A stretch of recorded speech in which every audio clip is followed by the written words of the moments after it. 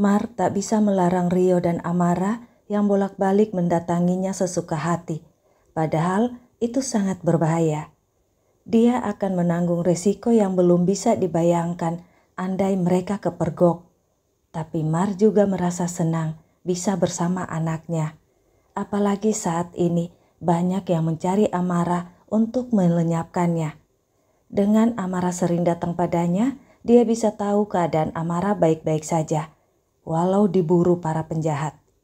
Ya, laki-laki misterius yang jadi topik perbincangan karena sepak terjangnya menolong para wanita yang ditindas dan dilecehkan itu sebenarnya adalah Amara yang menyamar jadi laki-laki.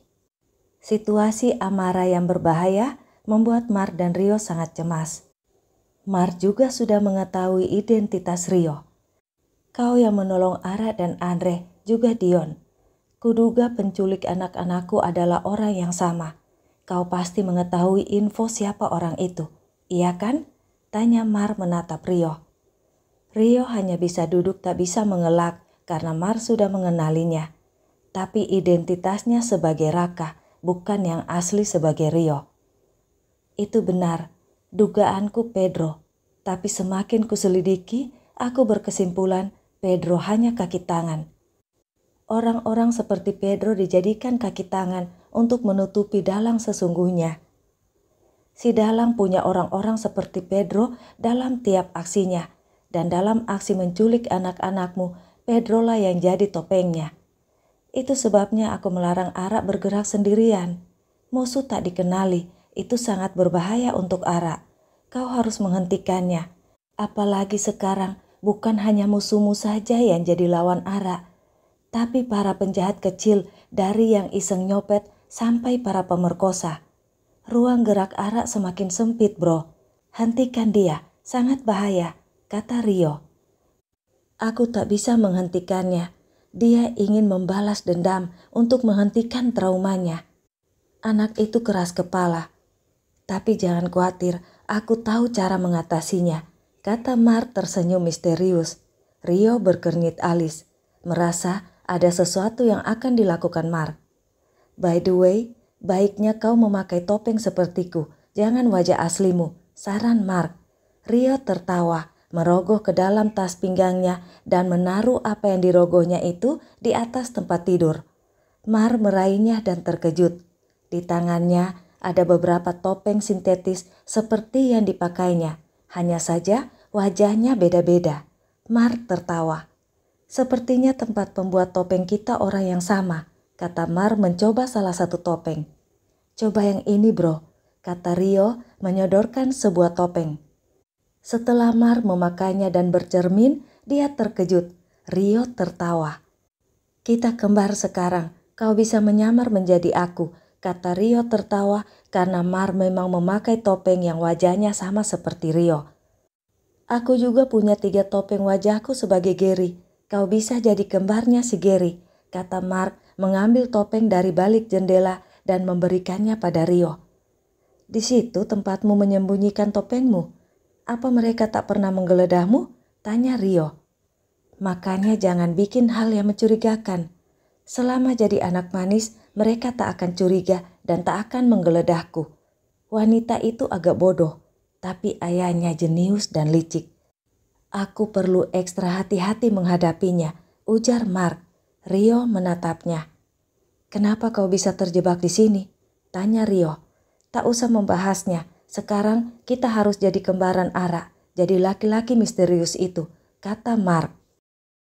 Rio mengerti apa yang direncanakan oleh Mark. Dan cerita sepak terjang si laki-laki misterius semakin jadi perbincangan. Beberapa hari lalu aku melihatnya, walau dia memakai baju serba hitam dan menutup wajahnya, tapi aku yakin pasti dia ganteng, tubuhnya atletis, tutur seorang wanita. Aku ingin jadi istrinya kalau dia belum menikah, komentar yang lain. Jadi istri yang kedua atau ketiga juga aku mau, ujar yang lain lagi. Apa kalian yakin dia itu laki-laki? Bisa jadi dia perempuan yang menyamar, atau bisa jadi dia laki-laki yang berwajah jelek. Kalau dia tampan, dia tidak akan menutupi wajahnya, iya kan? Coloteh wanita lain. Itu dari sebagian berbagai komentar. Apapun komentarnya, para penjahat yang merasa terusik semakin bernafsu memburu laki-laki misterius itu. Hanya saja, belakangan mereka dibuat kebingungan.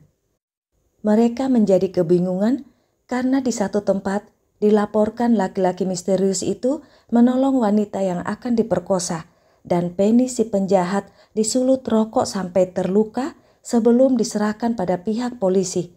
Sementara di tempat lain ada juga laporan aksi si laki-laki misterius. Dan di tempat lain yang berbeda juga laporan diterima pihak keamanan. Laporan itu diterima di waktu bersamaan. Itu terjadi beberapa hari belakangan. Bagaimana bisa satu orang melakukan aksi di tempat yang berbeda-beda yang jarak jauhnya kiloan meter di waktu yang bersamaan? Itu tidak mungkin sekalipun orang itu punya ilmu menghilang. Yang masuk akal adalah laki-laki misterius itu bukan hanya satu orang, tapi lebih. Ada beberapa orang. Para penjahat yang memburu si laki-laki misterius menjadi kendor nyalinya. Satu orang saja mereka sulit dan kewalahan menangkapnya. Apalagi sekarang ada beberapa orang. Amara tersenyum.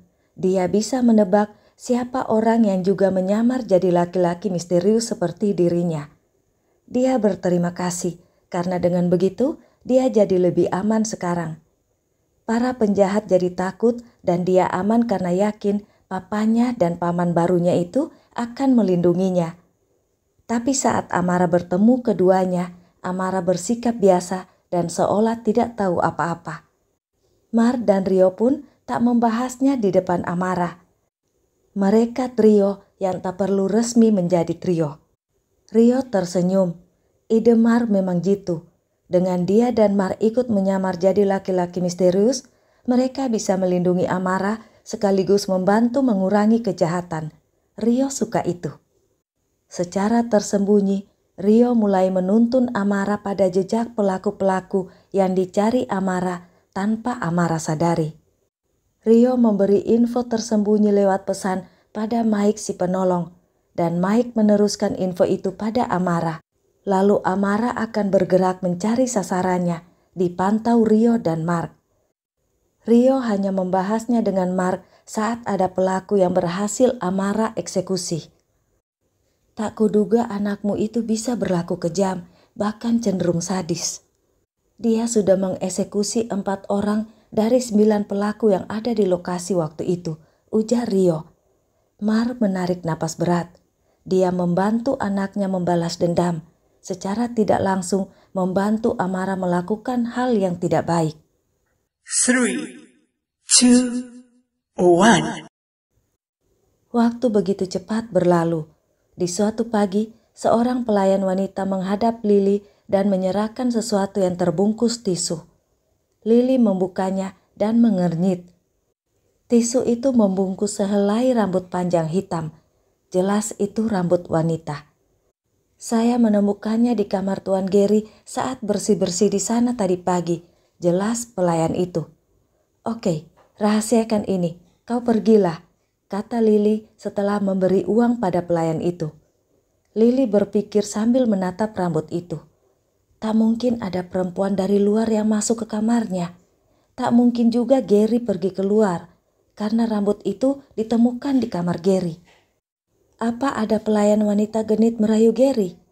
Hanya itu kemungkinan yang masuk akal, pikir Lily emosi dan bergegas ke tempat Mark. Mark sama sekali tak menatap Lily yang masuk ke ruangannya. Dia tetap fokus pada laptopnya. Di sekitarnya banyak coretan-coretan kertas yang berserakan. Lily memeriksa hampir setiap sudut ruangan itu. Mark merasa terganggu. Kau mencari apa? Kau menggangguku, keluh Mark tanpa melihat Lily. Pelayan menemukan ini di sini. Siapa wanita yang bercinta denganmu?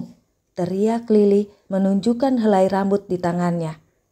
Mar menoleh ke tangan Lily. Jantung Mar berdegup agak kencang, tapi dia berusaha untuk tenang. Mar tahu pasti itu rambut Amara. Yang pasti itu bukan rambutku kan? Tapi tak ada yang masuk ke sini selain pelayan-pelayanmu. Lagi pula sekalipun mereka masuk dan menggodaku, apa kau pikir aku akan tergoda? Padamu saja aku tak tertarik. Bagaimana bisa dengan pelayanmu? Kau merendahkanku, ujar Mark dengan nada dingin. Lily terhenyak. Bukan begitu, maksudku. Kalau kau mencurigaiku, pakailah otakmu, bukan emosimu. Siapa wanita yang berani masuk ke sini kecuali teman-temanmu yang kau ajak? Tapi mereka tak pernah ke ruanganku ini, iya kan? Apa menurutmu ada wanita nekat memanjat rumahmu hanya untuk merayuku? Apa di luar sana kekurangan laki-laki sampai harus memanjat tembok rumah orang untuk tidur dengan laki-laki lain? Kau ini, bisa juga pelayan yang masuk ke sini bersih-bersih tak sengaja rambutnya jatuh di sini, iya kan? Pelayanmu banyak yang berambut hitam panjang. Pakai otakmu. Kau terlihat bodoh dan murahan kalau bersikap emosi dan tak menahan diri seperti ini. Sampai kapanpun aku tak akan tertarik padamu kalau begitu sikapmu, kata Mark, lalu Mark kembali sibuk dengan laptopnya. Lily menggigit bibirnya menahan tangis. Gary, pergilah. 3 jam lagi aku harus melapor pada papamu. Kau tahu apa artinya itu kan? Kata Mark memotong ucapan Lily. Lily mendesah dan berjalan pelan meninggalkan Mark dengan sedih. Dia pergi mencari papanya. Aku harus memaksa papa, gumam Lily dan bergegas ke ruangan ayahnya. Dia tadi terbakar rasa marah dan cemburu saat menemukan rambut panjang hitam itu. Dia ingin minta pada papanya supaya Gary cepat jadi miliknya. 3 hari kemudian, sebuah pengumuman menghebohkan kalangan atas di Italia. Itu pengumuman pernikahan Lily dengan Gary Wilson alias Mark.